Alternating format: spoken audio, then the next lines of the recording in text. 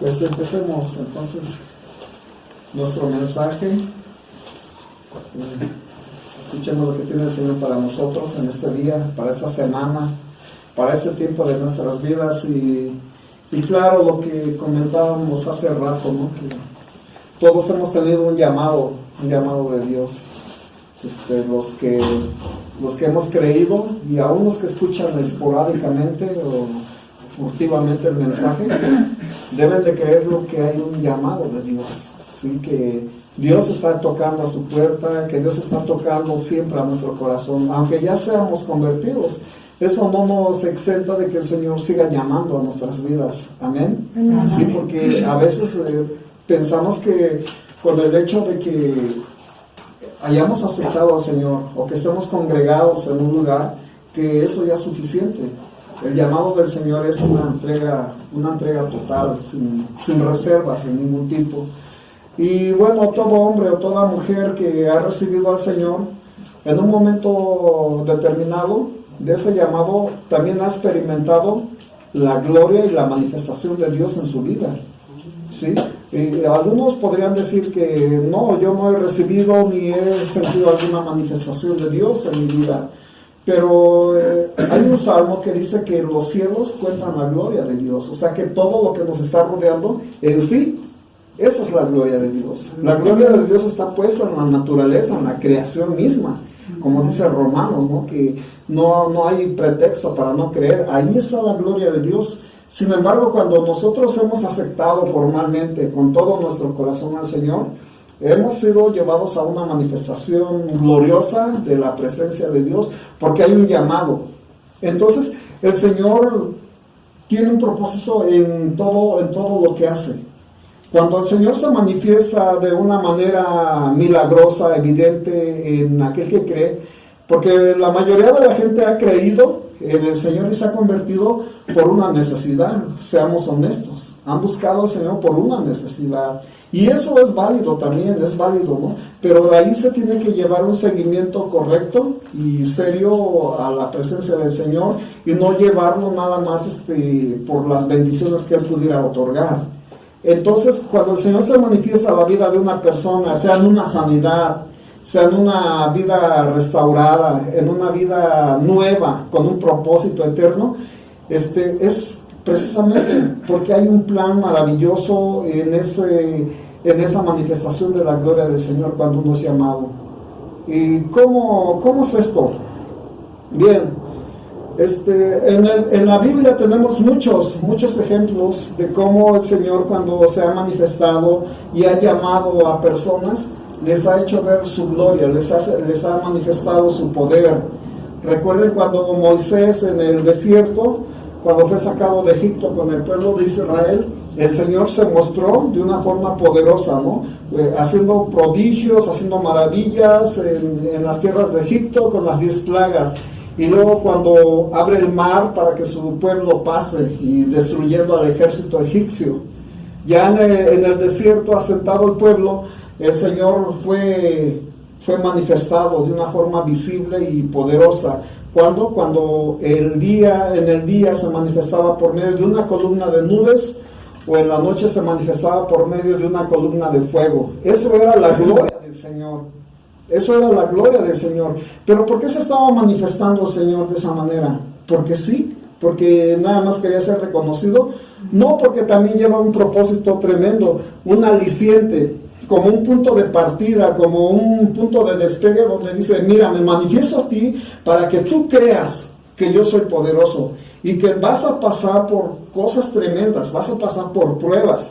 Te voy a mandar a hacer mi voluntad, y mi voluntad no es de que tú vivas cómodo, mi voluntad no es de que tú estés en un área de confort sin que en ningún momento te pongas en riesgo, porque te voy a mandar en medio de los peligros, te voy a hacer pasar por el fuego, te voy a poner a prueba si es posible, pero por eso es necesario que tú veas la manifestación mía. Eso es lo que el Señor está tratando de decir en estos pasajes que uno los conoce. Por eso es que se muestra al Señor de una forma poderosa. Todos aquí, indudablemente, hemos recibido, aunque sea una señal del Señor. ¿Verdad que sí? Y lo hemos percibido porque ahora ya lo percibimos a través del Espíritu que mora en nosotros, ya no en la carne, sino en el Espíritu, y el Espíritu no puede ser engañado.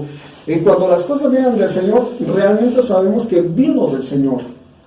Amén. Amén. Bien, tenemos esa capacidad, y bueno, la Biblia está plagada de un sinfín de ejemplos donde el Señor se ha manifestado poderosamente a los que ha llamado. Y nosotros hemos sido llamados. Pero pues aquí yo les estaba dando el ejemplo de Moisés con el pueblo del Señor, con el pueblo de Israel ahí en el desierto.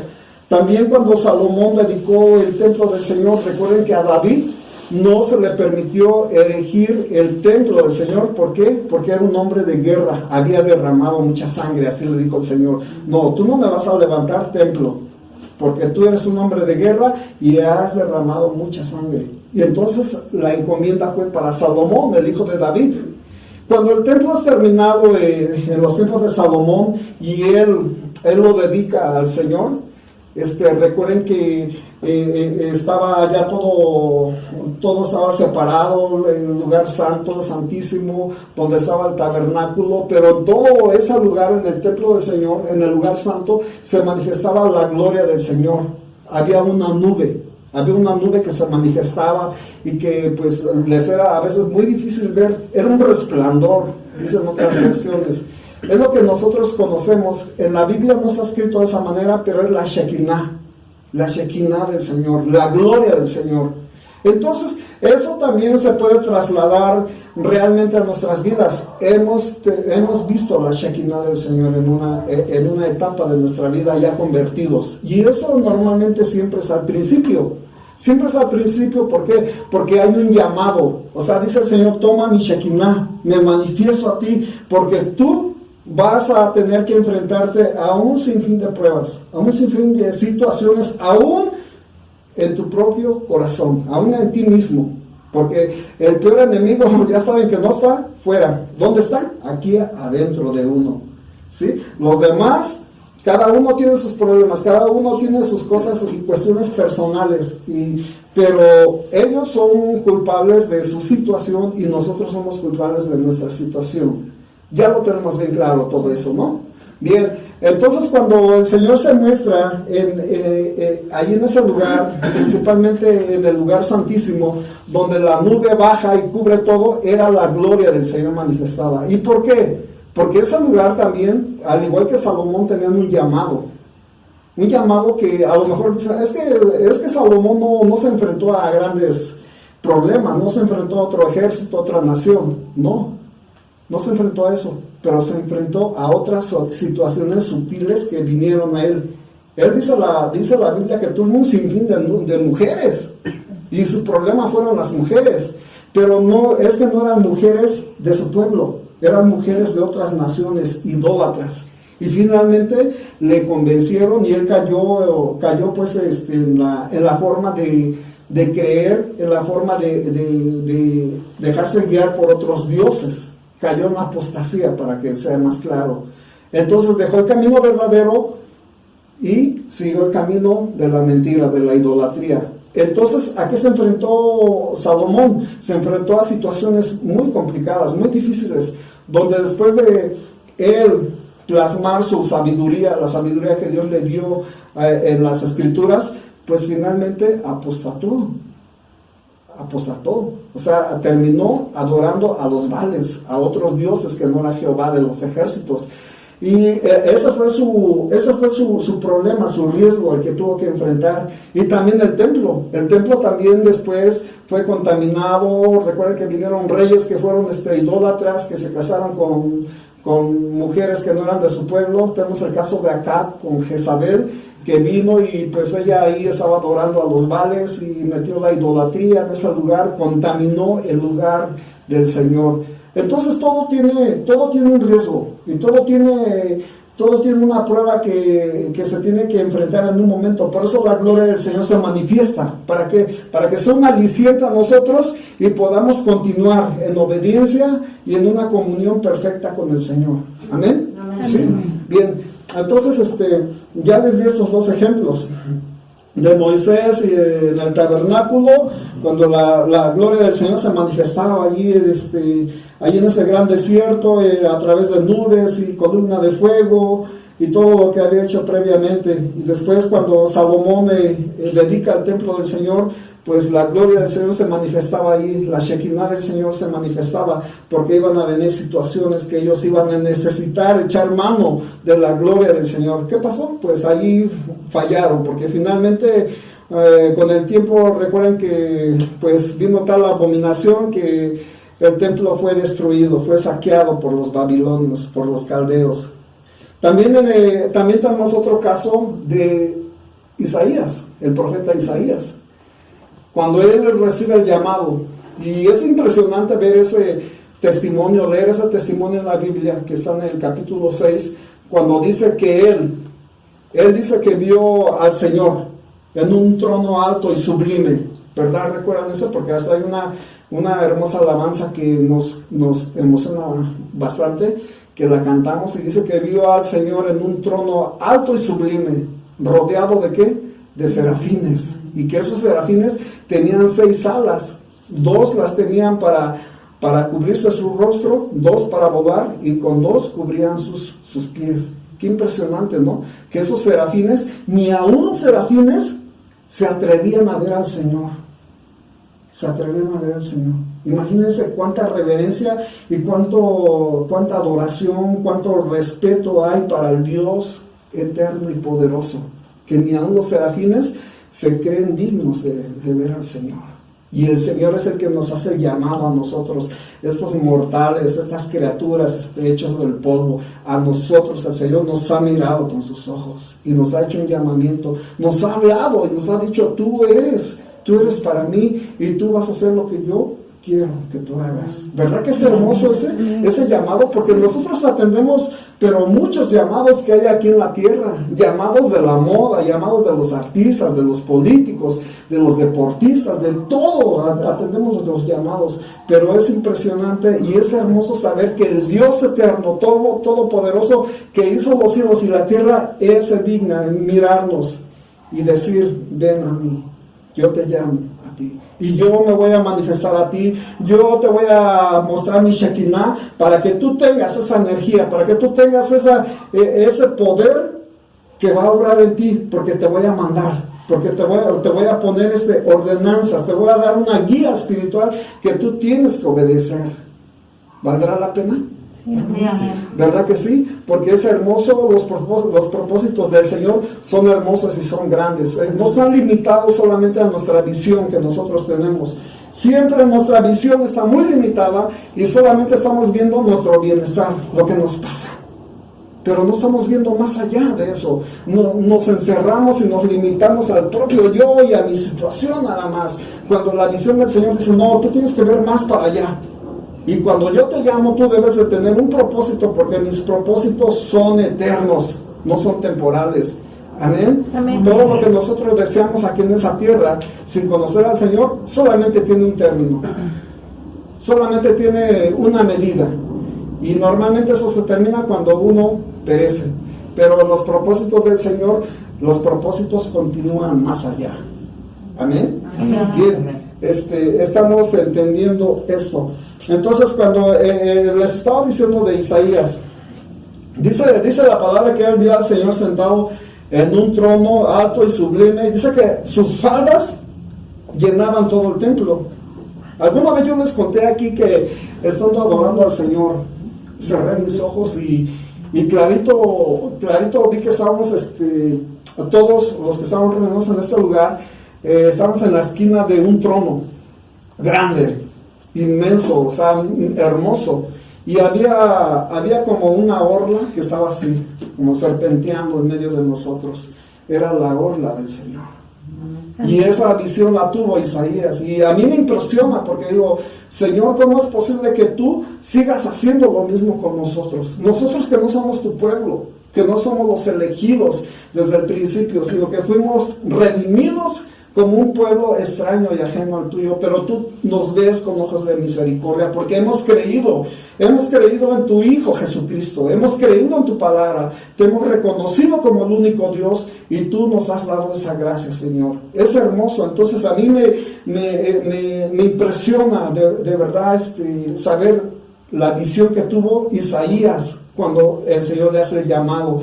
Y dice la palabra que él dice que vio sus falas que llenaban el templo.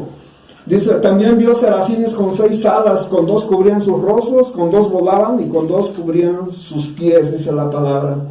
Y además dice que esos serafines, el uno al otro, daban voces, diciendo, Santo, Santo, Santo es el Señor de los ejércitos. ¿Sí? Así decían esto.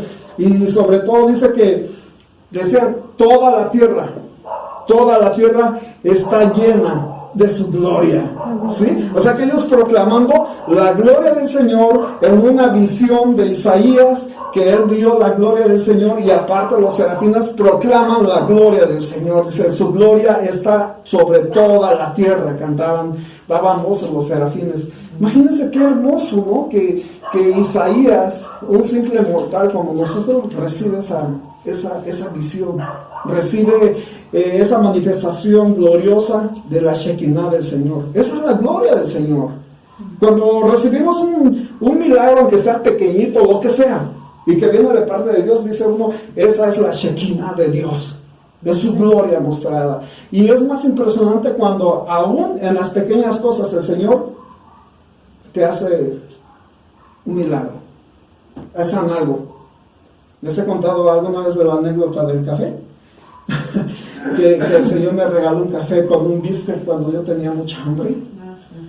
Esa era la Shekinah del Señor.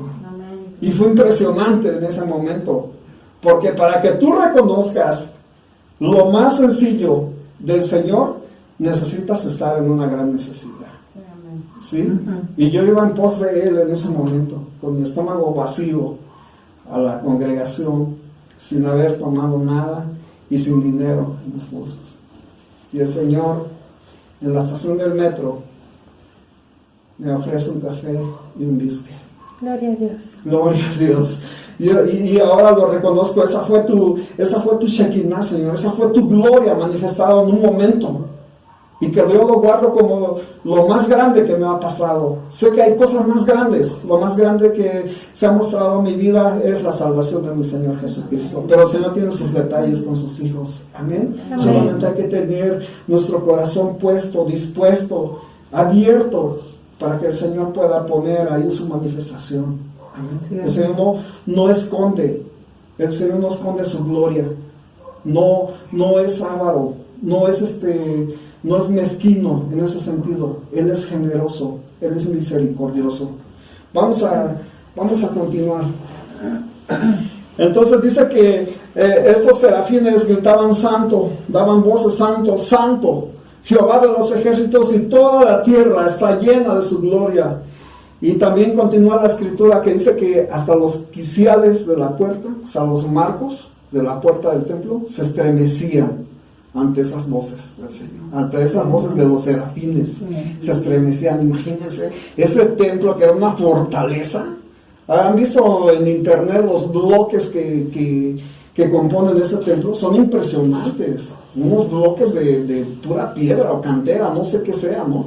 Pero imagínense la fortaleza que tiene, y aún así se estremecían los quiciales de las puertas por las voces que daban. El Señor en toda su gloria y esplendor manifestándose a los ojos de Isaías. Y también dice que se estremecían esos quiciales, pero también el lugar se llenó de humo. De humo entendemos que es la gloria manifiesta del Señor. Amén. Amén. ¿Sí? Entonces ahora, si nosotros andamos en medio del humo, esa no es la gloria del Señor, esa es la contaminación de aquí de la ciudad. ¿Sí? Pero el Señor se manifiesta de una manera o de otra en nuestras vidas. Ese es el punto. Bien. Lo que sigue de ahí es impresionante, porque Isaías estaba consciente de lo que estaba viviendo, de lo que se estaba revelando. En Isaías 6, del 1 al 6, es donde yo me estoy basando mi mi lectura, mi prédica en ese momento, Isaías dijo, ay de mí, que soy muerto, él dijo, en ese momento cuando él estaba viendo la visión, cuando estaba viviendo eso, ay de mí que soy muerto, porque siendo hombre inmundo de labios, Isaías dice, y habitando en medio del pueblo que tiene labios inmundos, han visto mis ojos al Rey Jehová de los ejércitos. Así exclamó Isaías. Ay de mí, dice, soy hombre muerto, porque está escrito que nadie puede ver. Así, está escrito eso, pero si el Señor quiere, se puede mostrar a ti. El Señor es misericordioso. Amén. Y él dice, ay de mí, soy hombre muerto, porque mis ojos, yo que soy un hombre que habito y que tengo mis labios inmundos, han visto al Rey, a Jehová de los ejércitos. No se estaba refiriendo a un rey terrenal, sino al Todopoderoso. Amén. Y esa es la manifestación, esa es la gloria del Señor al que recibe un llamado. Porque el Señor no se puede manifestar a una persona que no reciba el llamado del Señor. No lo va a hacer jamás. No lo hace. Solamente al que es llamado le da de su gloria. ¿Por qué? Porque tiene un compromiso y tiene un objetivo que hacer en esa vida. Tiene un propósito que cumplir en Dios aquí en esa tierra. Como Isaías. Isaías tuvo ese propósito tremendamente, ¿verdad? Porque tenemos la profecía más clara, más segura acerca de lo que iba a acontecer con nuestro Señor Jesucristo. Recuerden que Él fue el que proporcionó más profecía acerca de nuestro Señor Jesucristo antes de su venida a la tierra. Él cumplió un plan del Señor. Y cada uno de nosotros tiene un plan, pero solamente necesitamos atender al llamado del Señor. Amén. Amén. Sí. Bien. Pues sin lugar a dudas, ese llamamiento de Dios viene acompañado de una manifestación de su gloria, como hemos entendido hasta ahorita. ¿Y por qué razón? ¿Por qué razón? Se los acabo de decir. ¿Por qué ese llamado viene acompañado de esa manifestación de gloria del Señor? Exactamente, han adivinado, porque hay un compromiso, hay un plan. Así es el Señor. El Señor va a la segura. El Señor no pierde, el Señor gana. Aunque pareciera que va a perder con uno. Oh, Señor, ¿te fijaste en mí? Yo que no valgo nada, yo que no tengo estudios, yo que soy un torpe, como dijo Moisés, soy tardo para hablar, soy torpe para hablar, tengo dislexia, ¿no? Y cosas así. Pero eso, Señor, tú me eres útil. El llamado lo hace el Señor, no uno. El Señor es el que capacita, Él es el que habilita y Él sabe las formas. Y aquí estamos aprendiendo hoy una de las formas que Él tiene para habilitarnos, que es darnos de su gloria, mostrarnos su gloria, que la Shekinah del Señor sea manifestada en el momento que nos llama. Amén. Amén. Está bien. Bien. Entonces sí, conlleva un propósito. Trae un propósito la manifestación en el llamado del Señor. Y es precisamente esa gloria que se manifiesta, ese es el punto detonante, ese es el punto de partida hacia el cumplimiento de la obra y el propósito de Dios. Ahora ya lo tenemos bien claro. ¿Por qué se manifiesta el Señor? A ver, alguien puede decir, a mí me sanó de esto o de aquello. ¿Por qué lo hizo? ¿Nada más para que vivas ya bien y todo? No. Yo me pongo a pensar en el momento que Jesucristo, Él, cuando resucita a Lázaro, solamente lo resucitó para que viviera tranquilo y paz con sus hermanas. No. La Biblia da a entender que Él todavía siguió predicando y hasta lo querían matar los fariseos. Sí, porque dijeron, pues ¿cómo? Mira, Él es la evidencia de la gloria del Señor y anda convenciendo a la gente. Y es de creerse, ¿no? Entonces tenían intención de matarlo. De todo hay un propósito del Señor. ¿Sí? Entonces si nosotros recibimos un milagro, si te encuentras 20 pesos en la calle, tirados, ¿cree que tenga un propósito?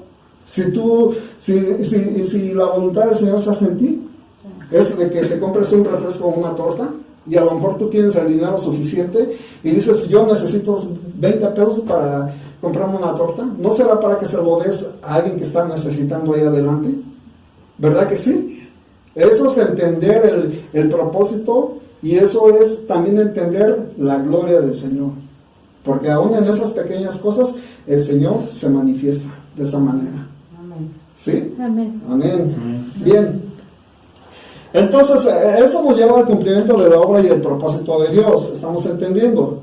Precisamente esa es la razón del llamamiento que hace el Señor, porque somos llamados y enviados entre enemigos de Dios. ¿Sí? O sea que el compromiso que tú tienes, que el Señor te da, no lo vas a cumplir entre la gente buena, entre la gente que solamente es propicia a ti. No, entre los enemigos de Dios, ¿sí? Entre las tinieblas. Ahí es donde se hace el trabajo rudo y pesado, entre las tinieblas, entre los rebeldes, entre los que no quieren conocer de Dios, entre los altivos, ¿sí? Que se creen los autosuficientes. Ahí es donde tú tienes que hacer ese cumplimiento del propósito de Dios, no solamente en tu casa. Bueno, en la casa pueden existir gente rebelde, ¿verdad? Que no quiere saber nada de Dios y que a veces se constituyen en nuestros peores enemigos en nuestra propia casa. Y son los que nos ponen el tropiezo, son los que nos están juzgando, son los que nos ponen bajo la lupa, ¿sí? Son los que nos ponen en la mira. Mira lo que hiciste, ¡pum!, te disparan. Siempre te tienen de apechito. ¿Por qué?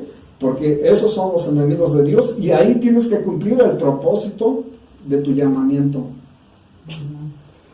Entonces, quedamos que nuestro llamamiento siempre se va a tener que realizar entre los enemigos de Dios, en este caso, entre los anticristos, que siempre niegan al Señor, y hay muchos, entre corazones endurecidos por el pecado, entre rebeldes, y de esa manera entendemos por qué la gloria de Dios se manifiesta en el llamamiento, porque vas a necesitar echar mano de ese recurso, de esa evidencia del poder del Señor.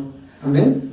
¿Verdad que sí es fácil cuando nosotros nos acordamos de un prodigio del Señor hablar o hacer algo en pro de la fe que tenemos?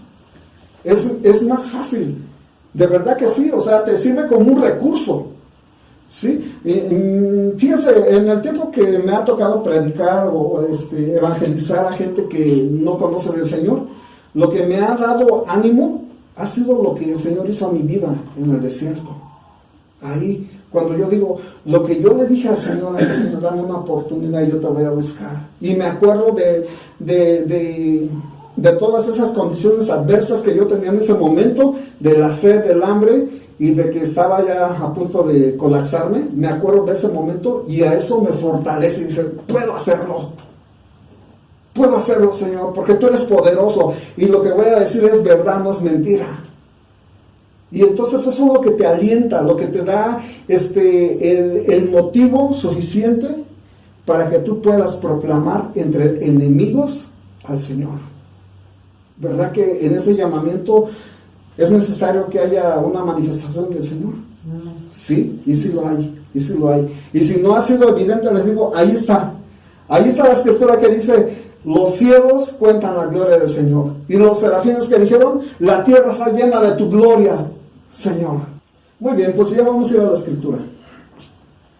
Antes de leer este pasaje que tengo de Ezequiel capítulo 1, versículo 28 hasta el capítulo 3:12, quiero ubicar el contexto de esta escritura que vamos a leer.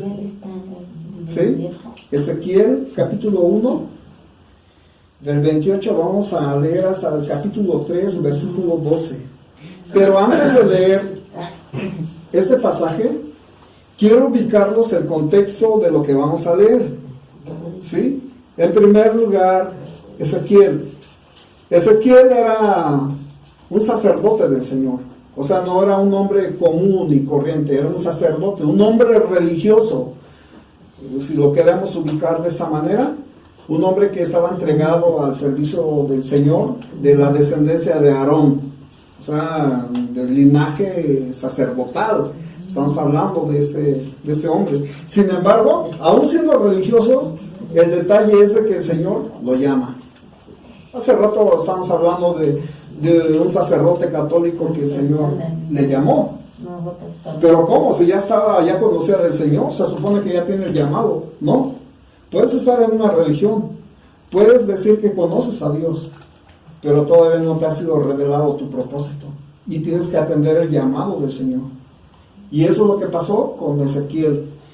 Ezequiel estuvo en esta vida en los tiempos de la deportación de Israel a Babilonia.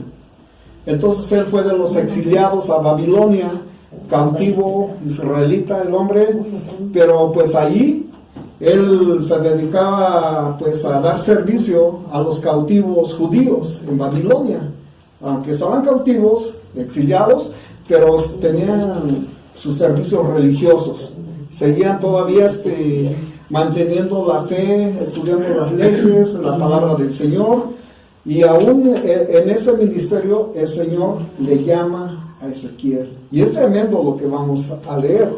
Bien, ese es Ezequiel. Entonces cuando él escribe y cuando recibe el llamado, pues estaban en la deportación, como les menciono, de Israel en Babilonia. Este hombre pues no era un hombre común y corriente, tenía cierto grado de preparación, era sacerdote. Entonces él, cuando tiene ese llamado y ministró durante 20 años a su pueblo ahí en Babilonia como cautivo, pues él lo hizo de una forma dura. O sea, reprendió duramente a su pueblo por lo que estaban haciendo, los pecados que cometían. Yo quiero como analizar un poquito la condición de ese pueblo cautivo, exiliado. ¿Cómo estarían? ¿Contentos? Pues no. Estarían, digamos, en una actitud de amargura, en una actitud de reproche. ¿Dónde fallamos? ¿Por qué el Señor nos falló?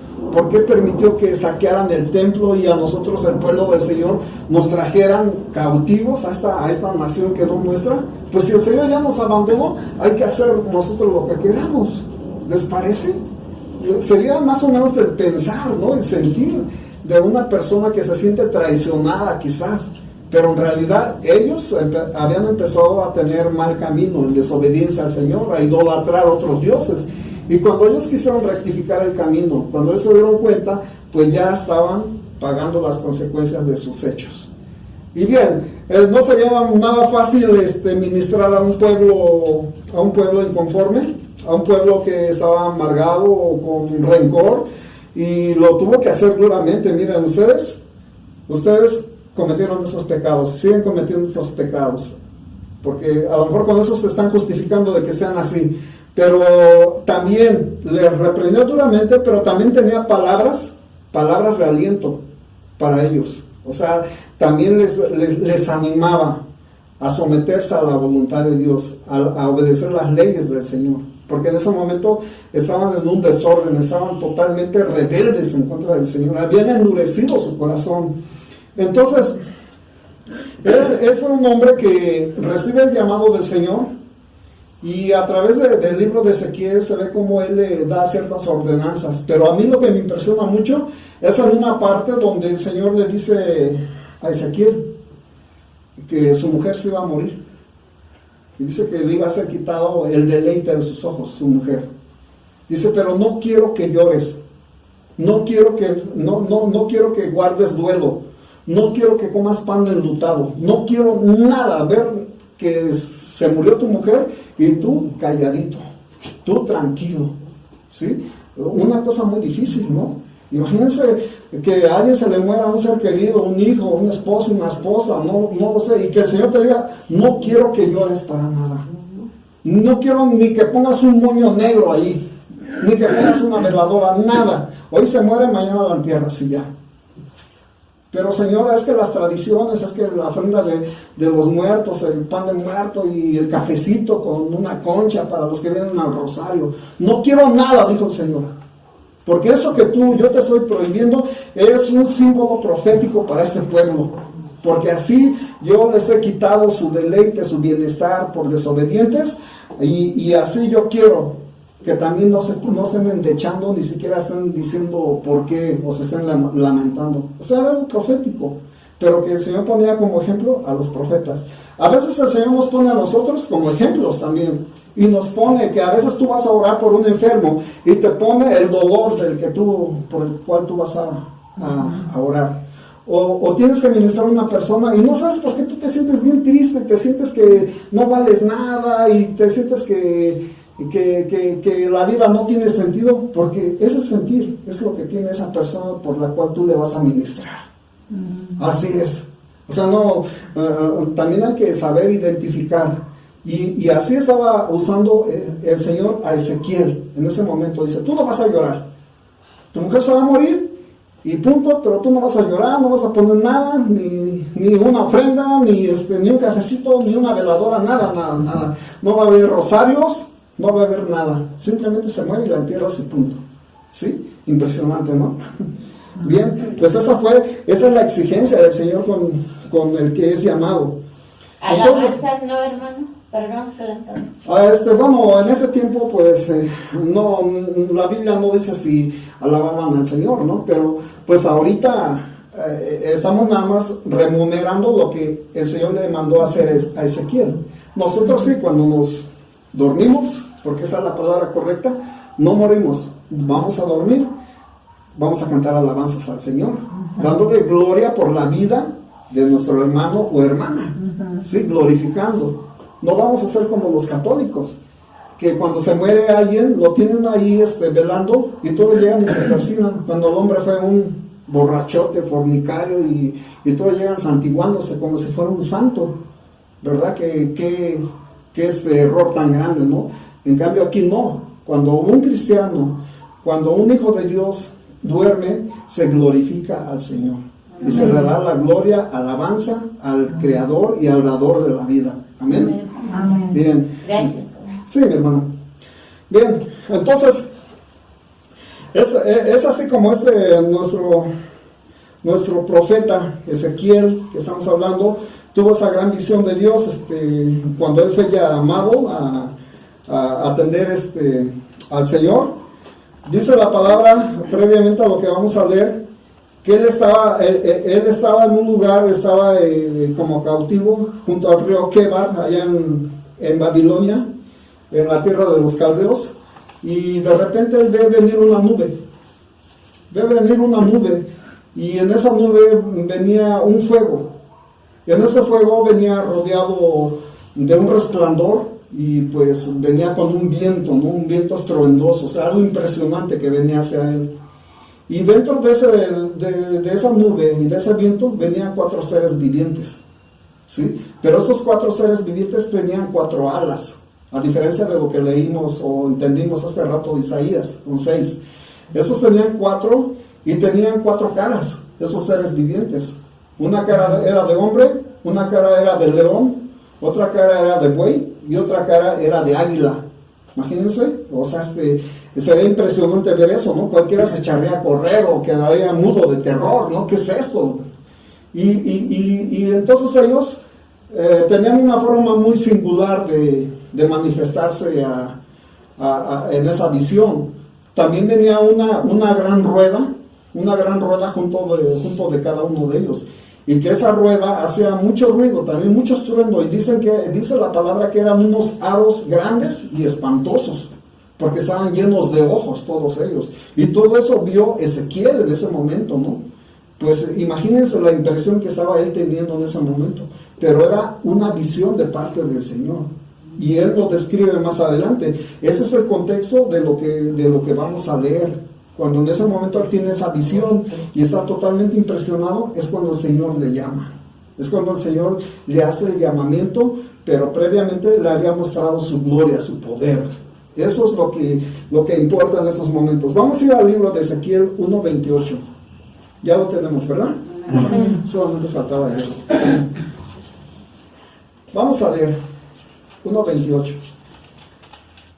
Y saben que cuando vamos a leer la escritura, no podemos nosotros sacar conjeturas ni tener revelación por nosotros mismos.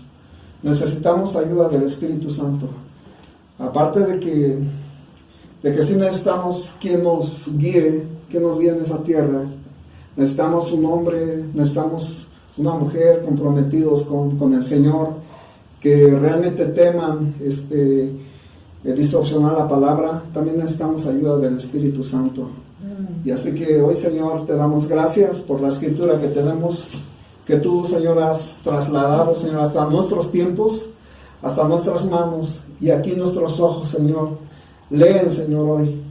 Nuestros ojos, Señor, hoy están cumpliendo el propósito por el cual tú lo has creado, Señor, los has creado. El poder entender, el poder asimilar, Señor, a través de nuestra vista, lo que tú tienes para nosotros. El poder, Señor, aceptar y cumplir tu voluntad, Señor.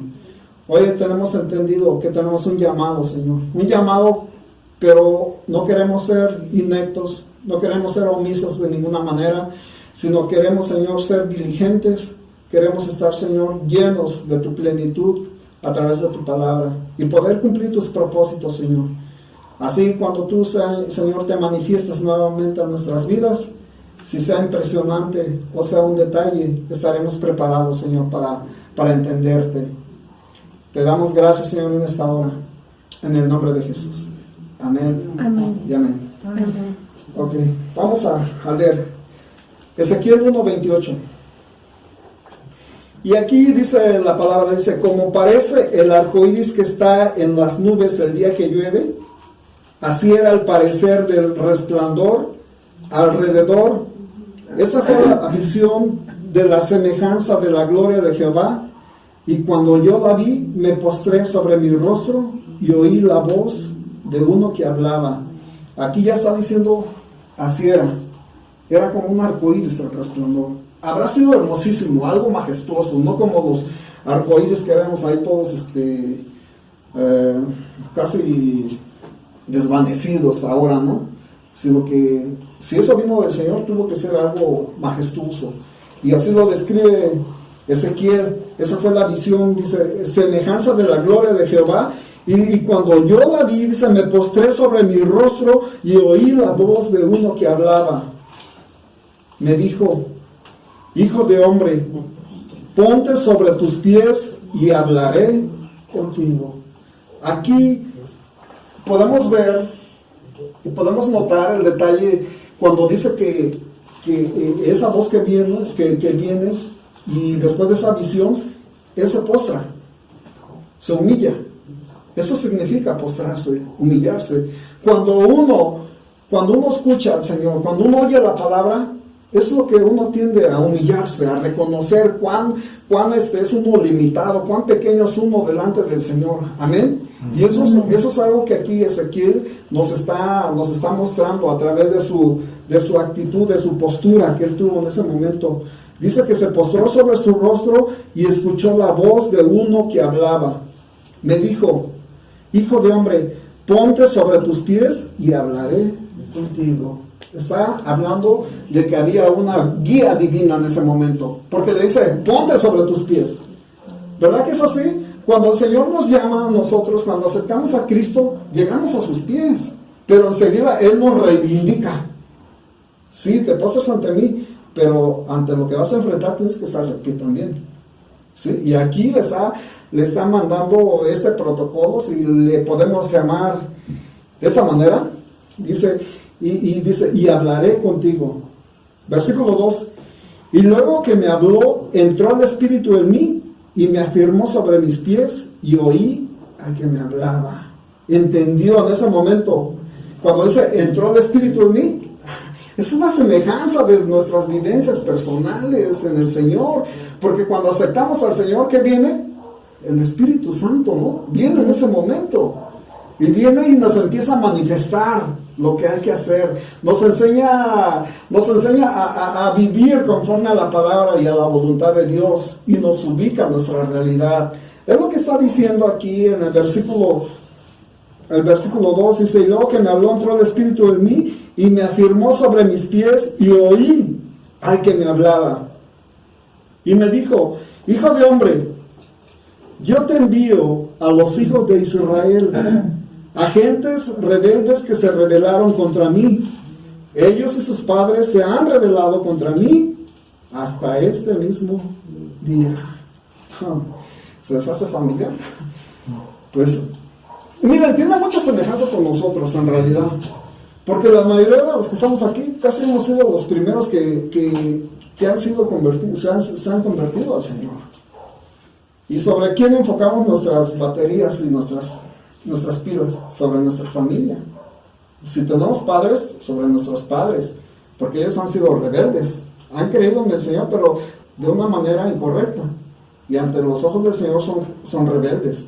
Y también, ¿por qué no? Nuestros hermanos y aún nuestros hijos son rebeldes en tu propia casa. Aquí está hablando del pecado de los padres, este versículo, ¿sí? Está hablando de los pecados de los padres.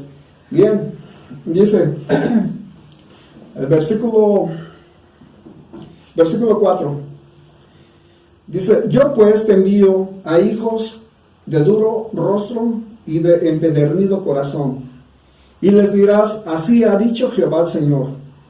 Te estoy mandando con gente que es terca y con gente que es dura, ¿sí? ¿Verdad que así nos pasa cuando hablamos del Señor? La gente hasta pone un semblante altivo, soberbio. No, es como si le estás explicando su orgullo propio. ¿Cómo me dices que yo estoy equivocado? Y entran en una obstinación donde no aceptan al Señor. Parece que este mensaje o esta palabra, esta escritura, está escrita para nuestro tiempo, ahorita. Imagínense, hace más de 2000 años, casi 3000 años, ese mismo tipo de gente ya existía, soberbia. Quién sabe, pues antes no había universidades como tal o preparación como ahora, ¿no? Pero siempre ha existido eso en el corazón de los hombres. Ahora la gente pues es soberbia, es altiva. ¿Por qué? Porque hay mucho conocimiento, hay muchos recursos que tiene la gente, y en eso se basan, en eso fundamentan su vida, para endurecer su corazón en contra de Dios. Bien. Yo pues te envío a hijos de duro rostro y de empedernido corazón, y les dirás, así ha dicho Jehová el Señor. ¿Acaso ellos escuchan? Pero si no escucharen, porque son una casa rebelde, siempre conocerán que hubo profeta entre ellos. Dios está haciendo lo que le corresponde. Crean o no crean, dice, yo les voy a enviar profeta, ¿sí? Y profeta podemos decir que somos también nosotros, porque cuando tú vas y le evangelizas a una persona, le estás profetizando, ¿sí? Auténticamente le estás profetizando, le estás diciendo, mira, si tú no crees, si tú rechazas al Señor, pues la Biblia dice que ya eres condenado. Y ya estás profetizando sobre su vida, ¿sí? Ya le estás poniendo la soga al cuello, pero alguien lo tiene que hacer, tú tienes que cumplir con lo que el Señor te dice. Y si es así, pues ni modo, ya le pusiste la soga al cuello. Pero otro día tienes otra oportunidad de hablarle a esa persona, y a lo mejor en esa otra oportunidad esa persona accede, y ya le quitaste la soga al cuello. Es tremendo, ¿no? Pero así es, y lo tienes que hacer. Entonces estamos entendiendo cómo Ezequiel tenía que obedecer el llamado del Señor, como cuando les expliqué que le dijo el Señor, no llores por tu mujer, no llores, no hagas luto, no guardes duelo, nada de eso. Así tiene que ser uno obediente al llamado del Señor. Entonces el Señor dice, en eso van a conocer que siempre hubo profeta entre mi pueblo. Y aquí siempre va a haber alguien que va a hablar la palabra. No importa que hoy no le digas a nadie, pero mañana puede haber una oportunidad de que a alguien le digas, ¿verdad que sí? Y se lo dices, o estás esperando la oportunidad y ahora es cuando se lo digo. ¿Por qué? Porque el Señor, Él ha dicho, no porque yo quiera. Y se va a molestar, a lo mejor ya no me va a hablar, no importa, porque tú ya has visto la gloria, has conocido la Shekinah del Señor, se ha manifestado tu vida, algo ha hecho Él en tu vida, que ahora eso sea tu aliciente para que tú puedas hablar sin temor, sin tapujos de la palabra del Señor. Y dice, ¿acaso ellos escuchen? Pero si no escucharen, porque son una casa rebelde, siempre conocerán que hubo profeta entre ellos. Jesucristo también pasó lo mismo. Recuerden cuando él, en el libro de Mateo, dice que voltea a ver a la ciudad de Jerusalén, y dice: Jerusalén, Jerusalén, tú que matas a los profetas y que apedreas a los enviados. Dice: ¿cuántas veces los quise juntar como una gallina junta sus polluelos, pero no quisiste? ¿Verdad que sí? Se veía ahí como una expresión de frustración del Señor. Dice: Jerusalén, Jerusalén, pero ¿por qué no te dejas? ¿Por qué no puedes entender que yo los he venido a juntar? Que yo los he venido a redimir. Y esa es la función que tenemos, ese es nuestro llamamiento, cada uno de nosotros. Y a veces podemos caer frustrados, decir: Señor, nadie se ha convertido, nadie ha creído, y tengo tantos años de que les hablo de la palabra, y no. Tú sigue, porque ese sentir también lo tuvo Jesucristo. Él lo tuvo.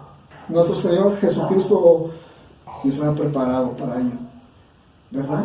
Pero nosotros ya lo sabemos a través de Él, que pocos van a creer en lo que nosotros digamos, ¿sí? Y que podemos caer en un momento de frustración. Y así le estaba diciendo el Señor a Ezequiel: quizás no te creerán, tú háblales, y así un día ellos sabrán que hubo profeta entre mi pueblo, ¿sí? Al final de cuentas, cuando estemos delante del trono del Señor, ¿cómo se podrán justificar los que un día escucharon al Señor o la palabra del Señor y no la aceptaron? ¿Qué van a decir? ¿Nadie me dijo? ¿Alguien podría decir eso delante del Señor? ¿Alguien que rechazó al Señor? Si el Señor todo lo sabe, no habría forma. O sea que no valdrían los argumentos. Un día vamos a estar delante de Él y Él va a decir: te equivocas, escrito está, siempre hubo profeta entre mi pueblo, y tú no fuiste la excepción. Alguien llegó a tal hora, en tal día, tal fecha, y te habló de mí, y tú lo rechazaste, ¿sí? Porque el Señor todo lo sabe. ¿Y qué van a decir los que no han creído? Señor, es que no hubo quien me dijera. Sí lo hubo, porque yo siempre proveo para mis criaturas, para mi creación. Amén. Amén. Entonces, eso que está escrito es algo tremendo. Dice el Señor: siempre ha habido profeta, siempre ha habido un evangelista, siempre ha habido un predicador, siempre hay alguien que predique con otra persona de la palabra del Señor, ¿sí? Y eso somos nosotros, ese es nuestro llamado, realmente. El versículo 8: mas tú, hijo de hombre, oye lo que yo te hablo, no seas rebelde como la casa rebelde, abre tu boca y come lo que yo te doy. Qué bonito. ¿Va a comer? ¿Alguien tiene hambre? No solamente de pan vivirá el hombre, sino de toda palabra que sale de la boca del Señor. Amén. Amén. Eso es lo que tenemos que comer nosotros. Aquí está hablando de una forma simbólica lo que es nuestro alimento a nosotros, ¿sí? Dice: y come lo que yo te doy. Versículo 9: y miré, y he aquí una mano extendida hacia mí, y en ella había un rollo de libro. Pero lo estamos entendiendo perfectamente que son las escrituras. ¿Qué tenemos nosotros ahorita adelante? Tenemos ahí, pero una super vianda, tenemos la Biblia. Esa debe ser nuestra comida, nuestra vianda diaria, ¿sí? Y eso es lo que necesitamos comer, eso es lo que necesitamos que nos fortalezca. Dice: y había allí, y en ella había un rollo de libro. Dice: y los tendió delante de mí, y estaba escrito por delante y por detrás, y había escritas en él endechas y lamentaciones y ayes. Estamos entendiendo que ahí está. Endechas son como tristezas, quejas, esas son las endechas, y lamentaciones y ayes. ¿Qué significa ayes? Cuando ¿mande? Hay dolor. Exactamente. Cuando uno hace una expresión de ay, pues ayes se refiere a eso, a los ayes, ¿no? Sí, entonces ayes, o sea que es puras cosas, calamidades que vienen acerca de lo que el Señor quiere que Ezequiel expresa a su pueblo. ¿sí? Dice por delante y por detrás, o sea que eran puras cosas, puras lamentaciones, puras endechas y puros ayes que estaban en ese libro, ¿sí? O sea que era pura reprensión a ese pueblo cautivo. Bien, el capítulo 3 me dijo: hijo de hombre, come lo que hayas, come este rollo y ve y habla a la casa de Israel. Otra vez, comer. Ya entendemos que aquí la comida se refiere a la palabra de Dios. Amén. Nuestro Señor Jesucristo dijo algo al respecto, que lo podemos actualizar aquí en este versículo. Él dijo que Él era el pan vivo que descendió del cielo. ¿Sí? La palabra es vida, la palabra es Jesucristo. ¿Sí? Así que dice que si alguno comiere de este pan, vivirá para siempre. ¿Sí? Aquí el Señor le estaba dando un alimento de vida eterna a Ezequiel, y lo tenía que compartir a su pueblo. Pero ¿cómo de vida eterna si son endechas, si son ayes, si son lamentaciones? Pues ahí en el quebranto también hay misericordia del Señor. Amén. Entonces, vamos a seguir leyendo. Versículo 2. Y abrí mi boca y me hizo comer aquel rollo. Y me dijo: hijo de hombre, alimenta tu vientre y llena tus entrañas de este rollo que yo te doy. Y lo comí, y fue en mi boca dulce como la miel. Vean, hasta este punto todavía podemos decir que era la gloria del Señor, porque estaba saboreando la palabra. La Shekinah del Señor estaba allí en el vientre de Ezequiel, lo estaba saboreando, dice, era dulce como la miel. Así sintió la palabra. Cuando tú tienes una necesidad grande, cuando tienes un problema muy grande y de repente lees la Biblia y encuentras una palabra en ese momento para ti, un rema en ese momento, te cae pero como miel, como la fortaleza que necesitabas. Así lo estaba sintiendo Ezequiel en ese momento, dice, y la palabra fue dulce como la miel a mi boca, a mi vientre. Es hermoso, la palabra es hermosa, la palabra te puede matar, pero la palabra también te da vida. Y te puede matar en tus maldades, en tus concupiscencias, pero en tu gozo, en tu necesidad de obtener un beneficio de Dios en tu vida espiritual, es vida, es miel, ¿sí? Que va a tus labios, que va a tu vientre. Entonces dice el versículo 3, y me dijo: hijo de hombre, alimenta tu vientre y llena tus entrañas de este rollo que yo te doy.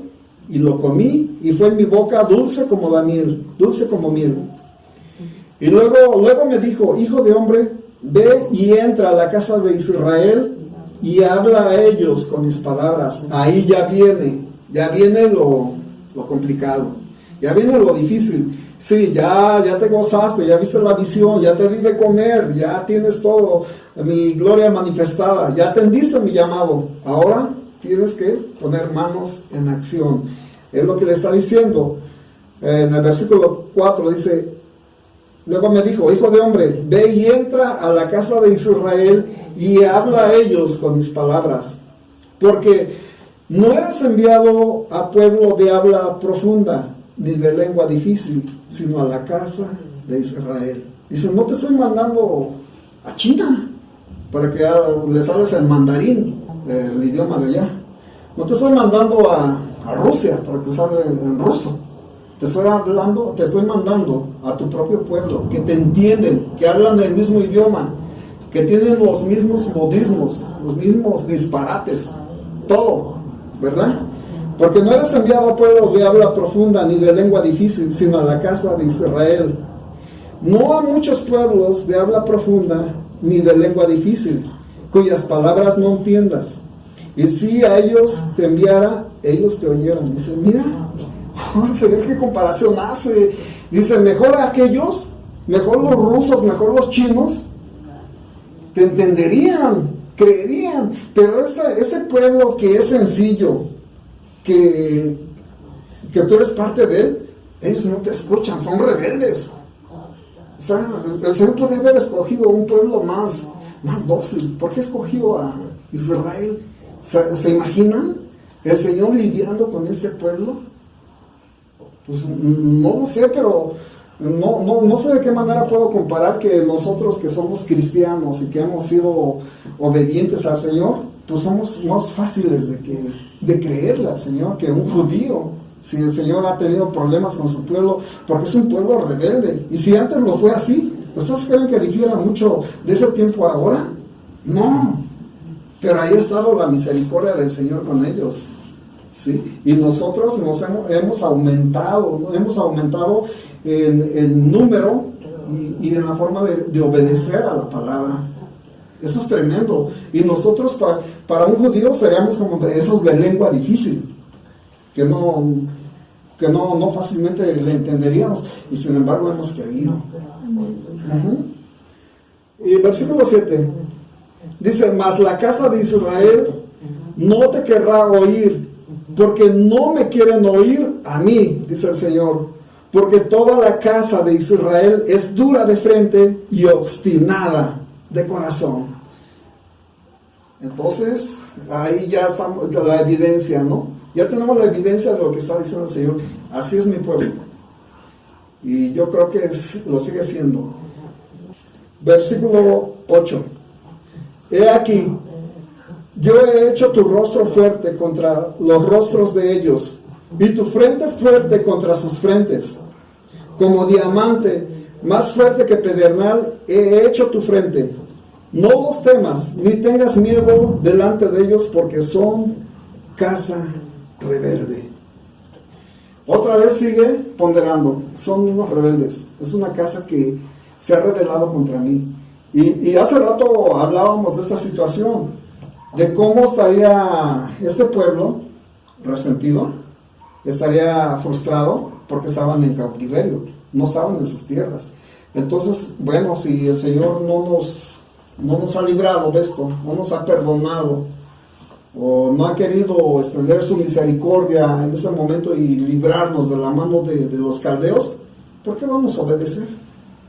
¿Será una reacción correcta esa de que si el Señor no atiende tus peticiones, si el Señor no está de tu lado, no te está favoreciendo en ese momento, hacer a un lado sus mandamientos, su palabra, y seguir tu propio razonamiento? No. Entonces el Señor lo sigue catalogando como casa rebelde que aún estando en cautiverio no se quieren humillar. Dice: no los temas, ni tengas miedo delante de ellos, porque son casa rebelde. Y me dijo: hijo de hombre, toma en tu corazón todas mis palabras que yo te hablare, y oye con tus oídos, y ve y entra a los cautivos, a los hijos de tu pueblo, y háblales y diles: así ha dicho Jehová el Señor, escuchen o dejen de escuchar. O sea que no le importa al Señor, dice, pero los señores que no me van a obedecer, no me van a creer. ¿Recuerdan el caso de Jonás? Pues es que me mandas con un pueblo impío, me hablas con un pueblo que hasta son nuestros enemigos, nos han afrentado mucho, y como tú les das la oportunidad, tú ve. Eso se asemeja mucho a lo que en una de las prédicas pasadas comentamos acerca del lavamiento de los pies. ¿Y qué tal si está Judas ahí entre los que le tienes que lavar los pies? ¿Se los lavarías? A mí me dejó profundamente impactado eso, ¿no? Que el Señor nos revela. ¿Y si fuera Judas, se los lavarías? ¿Ustedes qué piensan? Pues lo dudaríamos o con las reservas del caso. No, tienes que ir y lavárselos. Así como Jonás no quiso ir y finalmente terminó accediendo a obedecer al Señor, refunfuñando, pero tuvo que ir, y el Señor hizo gran misericordia ahí. Y fíjense, el Señor le duele todo, le duele su creación, que hasta las criaturas las mencionó en ese momento. ¿Recuerdan eso? Dice, porque ahí habitan miles de personas, junto con animales. O sea que al Señor también le duele que una criatura que no sea un ser humano sufra y pague las consecuencias. Esto también nos tiene que llevar a considerar y reflexionar que hasta unas criaturas, los animalitos, los gatos, los perros que tenemos en casa, son creación de Dios, y Dios tiene cuidado de ellos. Y si nosotros decimos, no, pues yo le doy una patada o lo maltrato, cuidado, estás afrentando y eres rebelde, ¿sí? Porque ahora ya conocemos la verdad. Sí. Bueno, la palabra nos instruye en todo. Hasta en el caso de los animales podemos tener la revelación cómo el Señor los considera. Y me dijo, hijo de hombre, toma en tu corazón todas mis palabras que yo te hablaré y oye con tus oídos. Versículo 10. Y ve y entra a los cautivos, a los hijos de tu pueblo, y háblales y diles, así ha dicho Jehová el Señor, escuchen o dejen de escuchar, pero tienen que recibir el mensaje.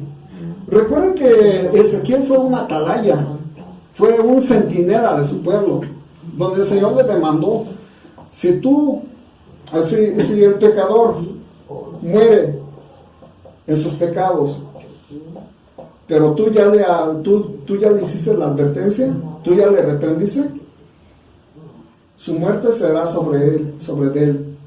Pero si el pecador muere y tú no le advertiste, porque era un atalaya, era un centinela, pero si el pecador muere en sus pecados y tú no le advertiste, demandaré su sangre de ti. Así es la palabra. Entonces, en un momento, nosotros nos sentimos comprometidos como unos atalayas, como unos centinelas de acá, de la creación del Señor. A veces es necesario sentirlo así, para tener ese compromiso. Y que no tengamos temor, porque dice el Señor, yo te mando entre este pueblo cautivo. Y la gente está cautiva. La gente está cautiva ¿en qué? En pecados. Está cautiva de su corazón, está cautiva en tantas cosas que han endurecido su corazón y no quieren escuchar al Señor. Pero dice el Señor, pero escuchan, no dejen de escuchar, pero tú diles, tú cumple. Tienes que hacerlo. Amén. Amén. Ese es el llamado que le está haciendo a Ezequiel en este momento. Dice, ve y entra a los cautivos, a los hijos de tu pueblo, y háblales y diles, así ha dicho Jehová el Señor, escuchen o dejen de escuchar. Versículo 12. Y me levantó el espíritu y oí detrás de mí una voz de gran estruendo que decía, bendita sea la gloria de Jehová desde su lugar. Amén. Amén. ¿Qué significa este versículo 12? Con eso estamos terminando. Tiene mucho significado. Lo que hemos estado repasando a través de este tiempo del mensaje, de que la gloria del Señor se manifiesta cuando tenemos un compromiso, cuando tenemos un llamado y el propósito de cumplir con el Señor, la gloria del Señor se manifiesta. Y aquí dice, me levantó el espíritu. ¿Recuerdan cuando Felipe va y el espíritu le lleva junto del carro del etíope, del eunuco? ¿Lo llevó quién? Lo llevó el espíritu. El espíritu. Pero después que cumplió su cometido, el etíope se fue gozoso. Sí, porque recibió la palabra. Recibió también una revelación, el Señor se fue gozoso. Eso es lo que nos trae también el ser obedientes, el aceptar, el creerlo. Y en ese momento Ezequiel tenía un compromiso muy grande.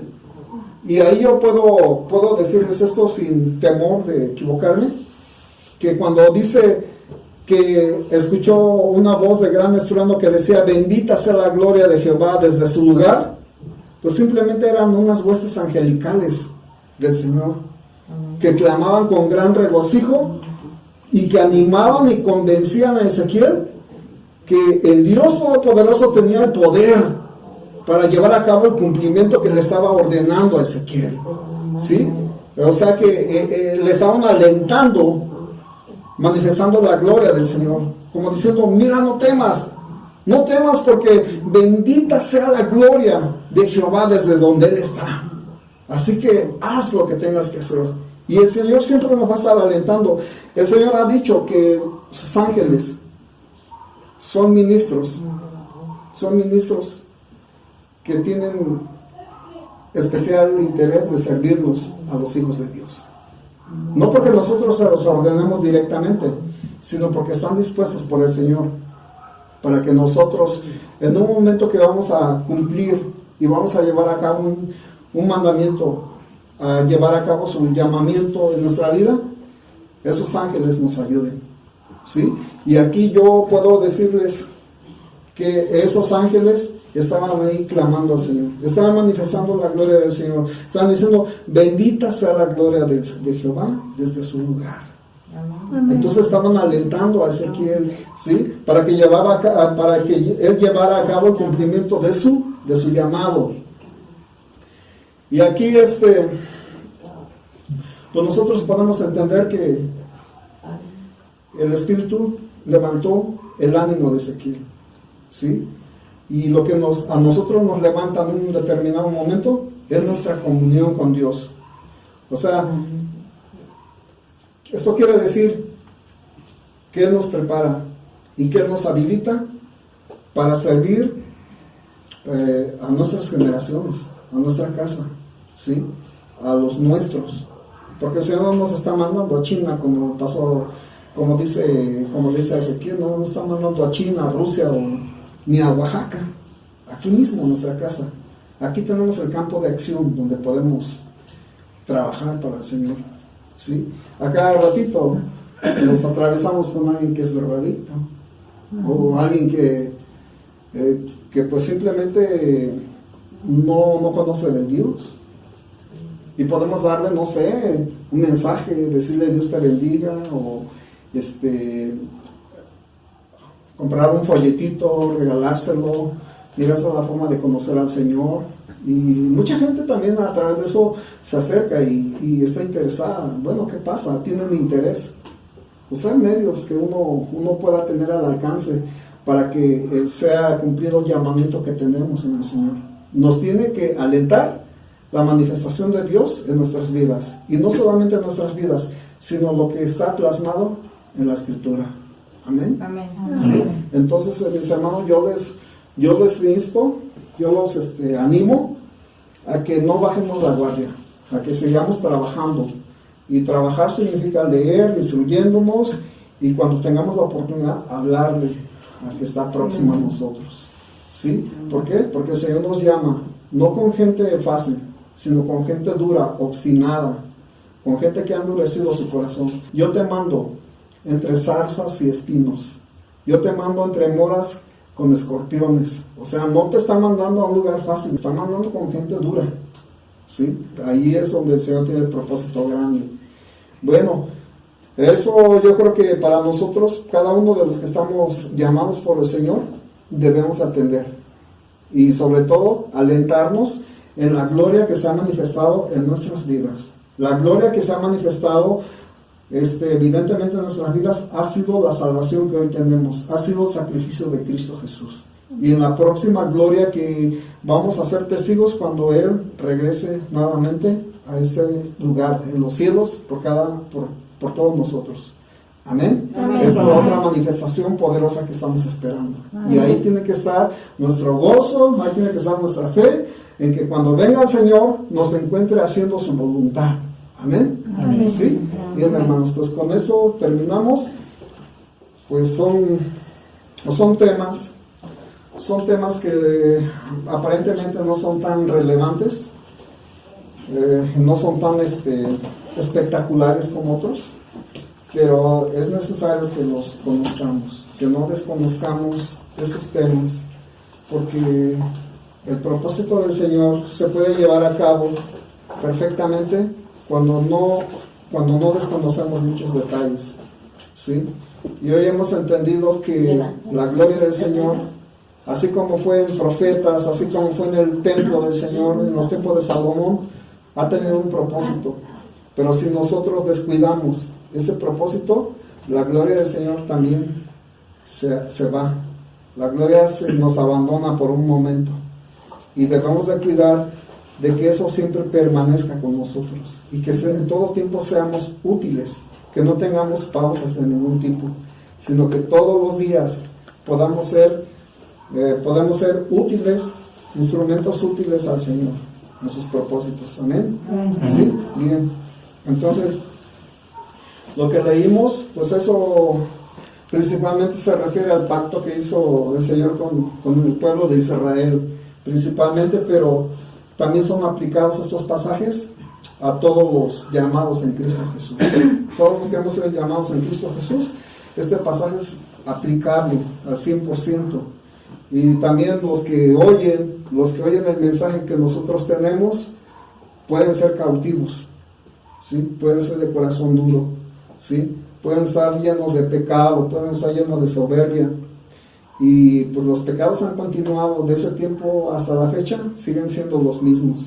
El corazón del hombre sigue siendo el mismo.